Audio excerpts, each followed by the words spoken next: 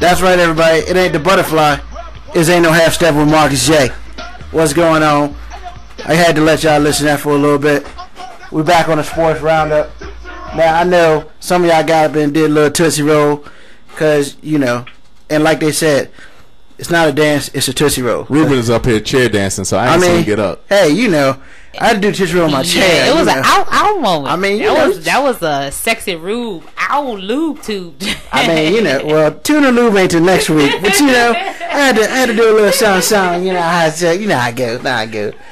So back in the sports roundup, we're gonna finish that up. Couple other things to talk about.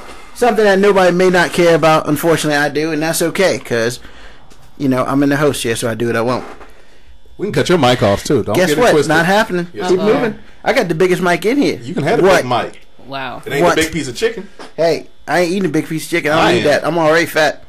Now, Jennifer Capriati this past weekend headlined the 2012 Tennis Hall of Fame. Now, most people are just like, who cares about Jennifer Capriati? Well, I care about Jennifer Capriati. The reason why is she came out 16, won her first major, crushed it, got into some drugs and alcohol stuff, messed up her life for a little bit, came back, then was a three-time Grand Slam winner. So, I mean, let's just be real. Jennifer Capriati did some good stuff for herself. I applaud her for getting into the 2012 Hall of Fame. And since I know none of y'all care about tennis, we just gonna move on. No. Wait.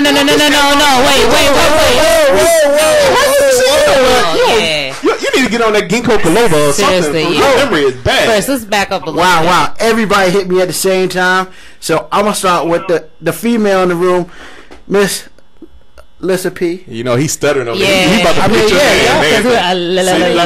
That's hot though. That's sexy. That's the sexy roll. Hey, that's the sexy roll. He's trying to get that tongue rolling. I see. He's doing good. He's doing good. That's how I get things done, Banks. He won't play the Xbox alone for long. That's all. No, seriously. First of all, okay, big ups to her, yeah, but big ups to Marcus J's biggest hero, Miss Serena Williams. Definitely proud of her as well. So yeah, the girl, she did her thing, she bounced back, but so did Serena. She was in the hospital dying. She had a lung issues, pulmonary issues, and everything, and she bounced back, and look what she did. I mean, she had true 2 broken feet, everything. So is a good thing. So yeah, big ups to the Jennifer girl, but also big ups to Serena Williams. Yes, good stuff. For sure. All right, Marcus J, what's up? Well, let me just say this. I am no fan of Serena Williams. You're a hater. That's why. You're a hater. I ain't no fan of her. You have no reason not to like her. I much prefer her big sister. That's the first thing. But the second thing is, I mean, I talked about Wimbledon last week, so you know your host Marcus J is a big fan of women's tennis, particularly in tennis in general. And I was a fan of Jennifer Capriati when she first came out, you know, some 20-some years ago when she was a 14-year-old prodigy. You know, she was the Williams sisters before the Williams sisters came out with the power and the grace and things of that sort. And it was very disheartening to watch her go through her down period. So, you know, it's been a few years, and, you know, she's been off the radar for a while, and I was unaware until Big Blue notified me before the show that she was going to become a Hall of Famer. So I'm very happy for her. And I just hope that, you know, she's got her life together and she's been able to kind of conquer some of the demons that she's dealt with, you know, because she was someone that came along before the Williams sisters. And, of course, she was able to conquer her demons, come back and play, and then, of course, she went off the tour again. So hopefully she's somewhere able to receive her honor. Great. Cool. All right. Let's see. I mean, you know, I think Jennifer Capriati is a beast, and I'm glad that she got on. She made it, you know, and plus I like the feel good story of her coming back and going against the odds and coming back and beasting even harder than she was the first time she went. I mean, hey, don't look at me like that. What about Serena? No, Serena's a beast. Don't get. Oh, okay. But Serena's still playing. Okay, all right. Capriati ain't playing no more. But I heard Marcus J's show last week on Wilmington. So, you know, I never really caught. I think he said the whole ego thing about Serena Williams. But please have his teams. They have bigger egos than she does. So, but you like them. All right. Now, Penn State, the the thing in the room that you don't want to talk to and talk about, but we about to do it right now. Actually, hold on. No caller, good. All right. Now, the report came out about Penn State, basically saying that they were terrible and they didn't do stuff right. And now, for those of you who didn't know, Penn State is settling all of the issues. Well, the court, money-wise, they about to pay everybody for the Sandusky situation. For sure. Now, my thing is, I feel like that other people have been talking about it in sports, have talked about, hey, we need to take that Joe Paterno statue down. And on top of all that, the second highest amount of donations by, the alumni and stuff, $208 million. Second highest ever in the school history. Now, you put all this together, it sounds like you're trying to get some stuff done, but really, is there more things that they need to get done? Marcus J., what do you think about that? They need more stuff? They got to do more stuff, or what? Talk to me. The thing with Penn State right now, they're embarrassed. They allowed this to go on under their nose for all of those years. You had Joe Paterno, who was basically the father figure for the entire NCAA for the last however amount of years that he was there. As far as the money, I'm not versed in the money they've been raising. The only thing that I'll say to that is I spoke last week in my rant about how George Zimmerman and his camp has been raising a whole bunch of money after having murdered Trayvon Martin. And there's some section of our country that wants to look at people who are guilty and treat them as if they're not. I'm going to leave that point there. You kind of marinate on that. But the other point that I want to make is you never want to have the people who did you wrong be the one to write your legacy.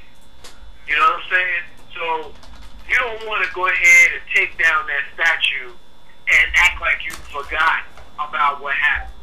You got to remember what happened, because what happened is part of your history. Part of your history. You allowed this to happen on your watch. What is taking down the statue going to do? What is erasing the record going to do? If you want to punish, the franchise or the school, I should say, go ahead and punish the school. But you can't take away statue and take away the records and things that already happened. That to me is like not putting the guy in the Hall of Fame because he did steroids. At the end of the day, this is what happened. You can't act like it didn't happen.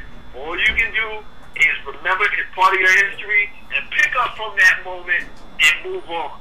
As far as Joe Paterno's family right now wanting to act like, their father is the Patriot state, hey, look, they got evidence that this was going on since 1998, and he knew about it. They got evidence that even if he didn't know about it in 98, he knew about it in 01, and he didn't do anything about it. And look, he's not Jerry Sandusky, but his hands aren't clean either. Wow. All right. Thanks. We're talking about Penn State and the mess that's up there. What do you think? What are you thinking about it? I first went on my Facebook status because I was a supporter of Joe Pa when it all came out, and I felt that he was released badly and whatnot. But after that report came out, I sat there and said, dude, you're not innocent anymore. If the way they described it, you're guilty as the rest of them. Mm-hmm. And you deserve to get fired. Now, granted, they should have got your butt sooner, but still, it's one of those things that I was upset that I had to recant, but I was man enough to do so. So, it is what it is at this point. All right. The only thing I can say is I hope that there is some justice being done. No matter how it gets done, justice needs to be done for the children involved, because when it's all said and done, they didn't protect the children, and that's what's most important. Right. And I can only hope that, I know money doesn't cure everything, but I hope that will at least allow those children to get their proper treatment and make their lives just a little bit easier. Oh, Penn State is about to get murdered. But it sucks, yo. Like they said, for some of the most powerful men knew, and 14 years is a long time, really. And like you said, money.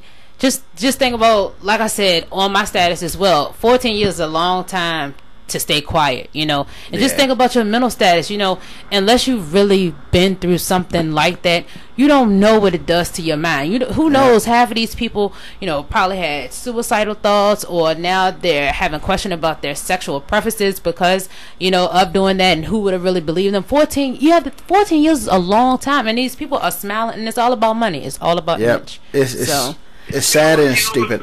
You know what's real crazy about that, Big Rude? What up? Tom Banks, listen to me. What's real crazy about that is not only we talking about 14 years that they kept it quiet, but what we know about these kinds of people, pedophiles, things and such, is the fact that you don't start doing this when you're 50 years old. This ain't something that you decide at 50, I'm attracted to little boys or little girls or whatever it is. Or grown women, or grown men, or whatever the case is. Yeah. It's a good bet you know what you like when you're a younger person. So the point that I'm trying to make is Jerry Sandusky was in his 50s in 1998. So we're talking about potentially 20 or 30 years before 1998 of victims that could be out there. So, well, hold on, Marcus. Let me cut you off. 3 men just came forward saying that they were molested by him prior to the incident that we initially knew about. Yes. You know what I really think what made a difference, and not saying that the other kids, but when his stepson came out, I think that's what did it. Was it his stepson that came out and said he was molested as well? I think so. Yeah, so I think that's what did it, you know. Yeah, really? That wasn't a good look. That was, I think, enough. I mean, again, just to finish the point that I was making. You know, we got all of these years worth of history that could potentially be there prior to 1998. And even if you don't consider that, you consider the fact that this man was molesting little boys and children. That's not something that you keep quiet to protect your legacy at a football, you know, on a football team or something along those lines. And for that reason alone, Jerry Sandusky, his legacy is forever tarnished, and there ain't no coming back from that, Big Bro. Not at all. Not at all. All right, we're gonna shift from the sadness of that to the idiocy of more NBA players. You know, I don't bash sports players. Don't get it twisted. But I just hate when people. I just hate when they do stupid things, such as, hey, I'm Jason Kidd. I'm gonna get drunk and run my truck, my SUV, into a telephone pole. Isn't he a Knick? Yes, he is. He's a new Knick. He just signed his contract like 3 days ago. He plays for the Knicks. So, okay. I was just. I hear Mr. P. Okay. Put emphasis on Nick, and then she's trying to prod man Marcus. Say, Mr. P, are you trying to poke me right now? Hey, you just fell into the trap, regardless of how you want to say it. You fell into the trap. Bees in the trap. Yeah, I get it. I mean, come on, man. You take your Escalade in the Hamptons, dog. In the Hamptons, and get drunk with your Escalade, your 2010 Escalade. Oh, I'm so drunk. What? The only positive thing that happened because of this is he ain't hit nobody. He just hit a pole on the side of the road because he's terrible. Really? Come on, man. Look, you in the Hamptons. What you supposed to do in the Hamptons? That's what you do. You go up there to drink. And what do men do? Especially Knicks men. They think that they can drink and drive. That's what you men do. Y'all think I got it. I'm good. That's what you all think. And then especially since they're Knicks, you know that man definitely thought that he was. Hey, I'm in the Hamptons. Let me glide until he glided his They're going in on you, Jay. right into the light pole. And then as he had his new Knicks incense hanging from the rearview mirror as he drove it in under the light pole so he could see it a little bit better because he's a Knicks. A Knicks with a DWI. Let me stop this madness. DWI. That's what he's gonna have on his jersey. DWI. Here's the thing. His uniform doesn't mean anything. We can clown, and it's cool, we can clown, but nobody should be out there drinking and driving. Let me say that first. Yes, I agree. I know people who do it. I know people who have done it, and everybody that has done it, and they get in trouble, you on borrowed time. Yes, That's sir. the first thing. The second thing is this. PSA. If you are a millionaire, a gazillionaire, a billionaire, I'm having me a limo driver. You can get somebody to drive you around. All you got to do is pay some college kid $100 to hang out with Jason Kidd, and he will drive you anywhere you got to go. And I think that's the problem. Not just with Jason Kidd, but I think with a lot of the athletes and some of the trouble that they get into. All you got to do is get one dude. That's it. Just get a young cat that's in college and make it his job to hang out with you. That's it. I ain't got to be in college. Shut up. Listen. His job is to hang out with me and keep me from doing stupid stuff. That's it. If I'm about to drive while I've been drinking, take my keys. That's your job. If I'm about to smack a chick in the club, take me out the club. That's your job. If I'm about to throw a bottle across the club, take it out my hand, escort me out. That's your job. So why, if I can figure this out, I'm Marcus J and I'm 1,000 there. Why can't Jason Kidd, the millionaire, figure that out? Okay, but my question to you is, did he not plead not guilty, right? They did. I don't think he pled anything. I think he did because I think I read that. So therefore, if he pled not guilty, that means he felt like that he was not under the influence. No, he's not. He wasn't under the influence while intoxicated. The thing is, Zimmerman pleaded no guilty to the charge that he got. You can do something, know you did it, but for legal purposes, you say you're not guilty so that you can get tried by your peers. So the fact that he pled not guilty doesn't matter, even though if they tested his blood, he was drunk as hell, and they found him in a wrecked car on a pole. It don't matter that he said he was not guilty. I thought it was Tiger for a second. Well, his new Knicks jersey will have DWI number 3? Is that number 3? Is that Jason Kidd's number? 3 for DWI. Wow, it's a lot of Knicks references going on tonight. You even have a basketball team. You even have a basketball team. That's a sensitive subject, yo. For real, don't go there. Okay, I'm sorry. Don't. Okay, yo, please, because I'm sick about Ray Allen. Okay, all right. All right. Her team beat your team. I ain't even in the studio. Her team beat your team. Now, the other thing we're gonna talk about, then we're gonna be done with the sports roundup. Jeremy Lin, where will Jeremy Lin be? He signed the Houston signing contract. However, the Knicks can match it, and they brought Jason Kidd in to match it, who just got arrested for a DWI. Then they turn around and they get Raymond Felton. So, and they really don't know what they're gonna do with Jeremy Lin. Marcus J, what in the hell is going on in New York? What are they gonna do? Here's the deal. Here's what happened.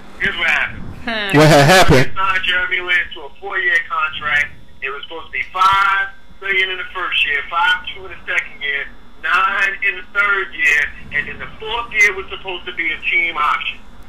Once the Knicks said that they would match whatever, Houston then goes and they change the terms to that third year being guaranteed for $15 million. The Knicks was like, oh, hell no, we ain't paying that. That's where they go and they make the trade to bring in Raymond Felton. That trade, of course, was made official today.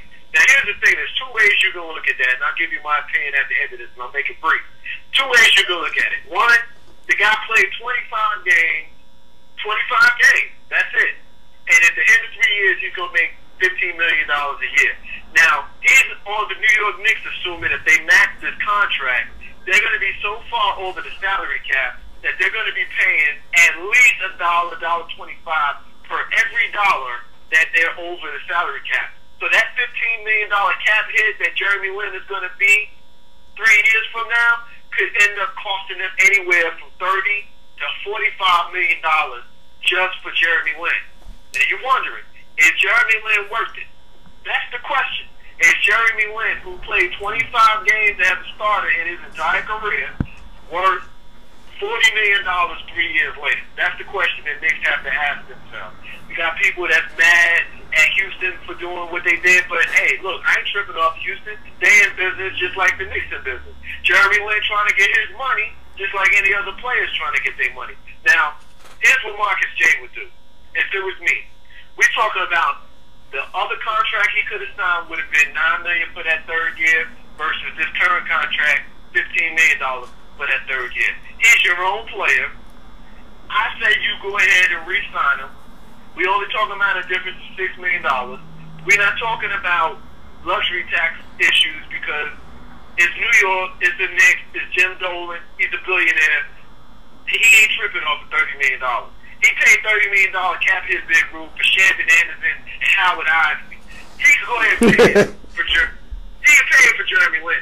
So then the question becomes, is it going to be an emotional decision? Are you mad at Jeremy Lin? Are you mad at Houston for changing the terms of the contract that you had originally guaranteed to him or assigned him to? I say don't make an emotional decision. Make a business decision. Go ahead and re-sign him. You don't want him to go to Houston and turn out to be a great player.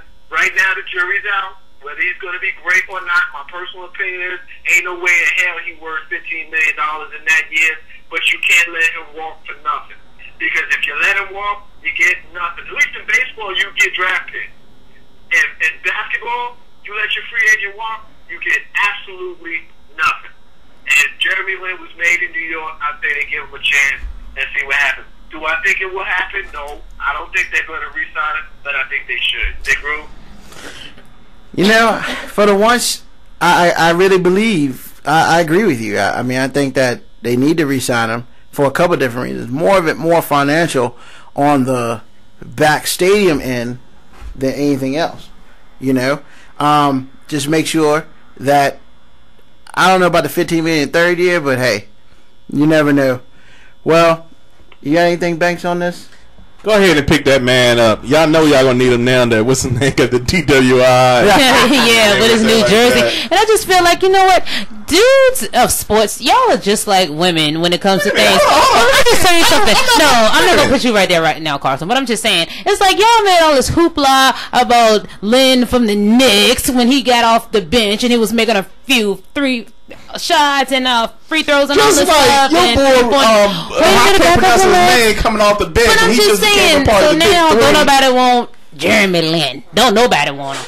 I mean, Wow. what, y'all are such girls. What's your man name? That Paul Pierce. Not Paul Pierce. The other dude. Point Ray guard. Allen? Rondo. He came off the bench. Let me tell you, I'm really upset about that. Look, Yeah, Marcus he just part brought of the that crap big three up, now, and right? I'm really upset for real because Wow. we don't want to talk about the trade into the All league. right. I don't like that. So let's move on. Thank All you. right.